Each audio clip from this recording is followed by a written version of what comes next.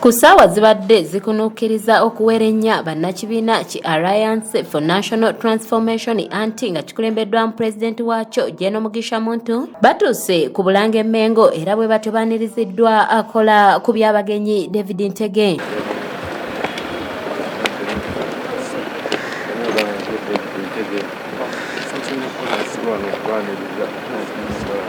Ono abatutte butereevu mu ofiisi ya Katikiro gye bamaze essaawa nnamba naye ng'eno tebaddeeyo bannamawulire. Oluvannyuma Katikiro n'abagenyi be basisinkanye mu kisenge ekiteesebwamu era ng'eno gy'ategeerezza nti Buganda yeetaaga bannabyabufuzi abasobola okukolera abantu baabwe ebintu ebibaluma ng'amalwaliro, ebyobulamu, eby'emmere ko n'ebirala. Ebyobufuzi biriko enjawulo nnene. Era bw'otunuulira ensi eziri yaddeko ebyobufuzi bye batambuliramu bya kisajja kikulu.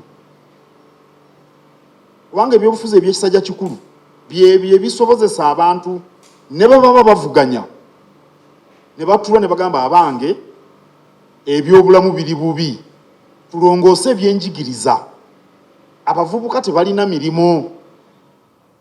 Munnabyabufuzi watali kufa ku ndowooza alina okweraliikirira ebiri e Karamojjo olwaleero. Katikkiro Mayiga era akkaatirizza obukulu obuli mu nteeseganya z'ebibiina by'obufuzi singa baba batubuulidde ensonga eziruma abantu ba bulijjo. Ng'olabira ddala nti ebyobufuzi mulimo gwa buvunaanyizibwa, okiraba nti ebizibu bye tulina mu Uganda bye bimu. Bw'ogenda mu Arua ebyenjigiriza, ebyobulamu, emirimu. Bw'ogenda e Rakai kyolaba, bw'ogenda e Kabaale kyekimu, bw'ogenda e Bunyoro kyekimu. N'olwekyo ensonga ezo z'enkulu, si kukaayanira kkala za byabufuzi. Naye abaana baffe balina emmere ebamala. Mu nsi eno gye baatuuma eddulu lya Afrika olw'obugimu bwe tulina n'amazzi ge tulina, lwaki tuba n'abantu abatalina mmere? Pulezidenti w'ekibiina ki anti mugisha muntu annyonnyodde ku ebyo ekibiina bye kitunuulidde naddala eby'okuzzaawo. Keep on discussing this thing over and over internally.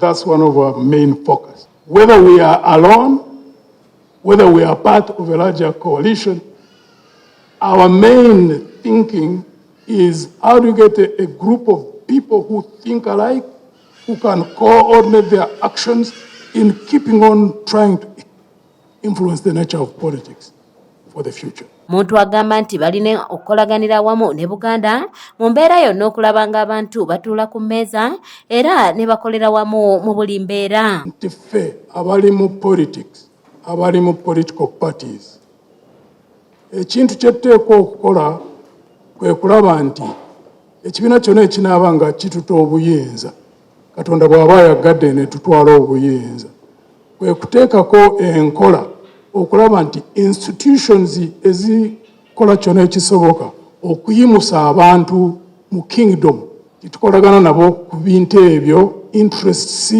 we zikwatagana obulungi.